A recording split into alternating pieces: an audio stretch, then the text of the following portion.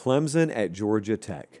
Saturday, noon Eastern kickoff right there in Atlanta.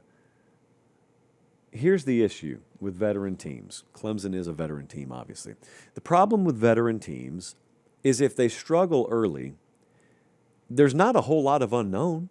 You know who the players are. You kind of just got what you got. And that's what worries me about Clemson. We're watching them not able to run the ball right now. They have been banged up at receiver. I will grant you that. But it just hasn't been as dynamic a team as you expected. Now, sometimes you're ultra young and inexperienced and you got a lot of position battles going on. And a team clicks in week 3 or they click in week 6. I don't think that's going to be Clemson this year. I could be wrong, but I don't think that's going to be them this year because it's a pretty known commodity. And we circled this game in the spring. I said it was one of the most underrated games of the year. And everyone said, oh, it's Clemson in a blowout. Well, here we are. Game week. Clemson's a 3.5-point favorite in this game. So here we are. Okay. Whose identity do you trust more?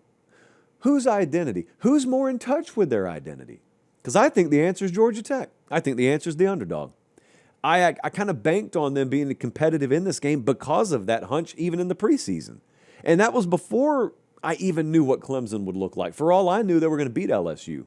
But I had this one circled and have for a while. The reason Clemson was going to be too much in this game, according to some, has not really materialized yet. You thought the receiver room was enhanced to the point where Cade Klubnik could beat you throwing the ball, and they'd be able to run it enough, but they could lean on him to win. Well, they haven't been able to run it enough. And the wide receiver room's been banged up, and I don't know if they get Antonio Williams back this week, and even if they do, look, I mean, Georgia Tech doesn't have the best secondary on planet Earth, but they may not need to. So that stuff hasn't materialized yet. And it's kind of like we talked about with Tennessee and Georgia.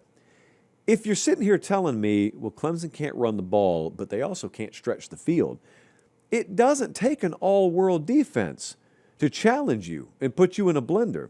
So I know one thing. Talking about identity, I know Georgia Tech won't flinch here. It's no accident. When they beat Miami last year, it's not an accident. When they beat, well, they didn't beat Georgia. When they took them to several overtimes and almost beat them in Athens, that's not an accident. And I'm telling you, if Clemson has no vertical threat here, they need defensive or special teams points or huge assistance there to win this game. It's just reality. The only other thing that could happen is Georgia Tech's had turnover issues so far this year. Now, if that pops up again, I can't predict that. No one can predict that. But if that pops up again, that could be a game changer. But it's not that tough to figure out. I'm just trying to find paths here.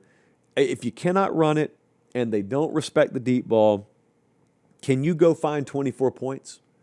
You know, you count on your defense. Clemson's defense will show up. You count on your defense. Can you go find 24 points? Because so far you scored 10 against LSU. You scored 27 and had to scratch those out against Troy. So now you go on the road for the first time this year, by the way, against a team that's already tasting blood in Georgia Tech. Can you find 24? Because if you can't, I don't know that you're going to win the game Saturday. Here's the deal. Cade Klubnik has to will them to a win. Because I'm not going to go into this thing counting on them running the ball. I promise you Haynes King can will his team to a win. Cade Klubnik's going to have to probably will his to a win. Clemson defense, though, having said all that, they can completely flip this thing with turnovers. So let's take a look at what the model thinks.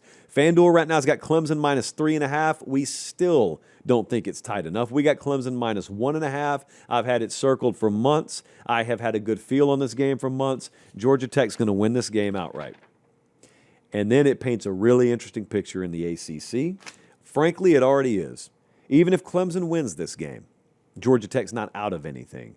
But Miami's in that thing, Florida State's in that thing, and then especially if this goes this way this Saturday, then you got Georgia Tech that's at the table, Clemson's still at the table. Yeah, I felt that upset for a while. So I'm going with Georgia Tech to win that one outright.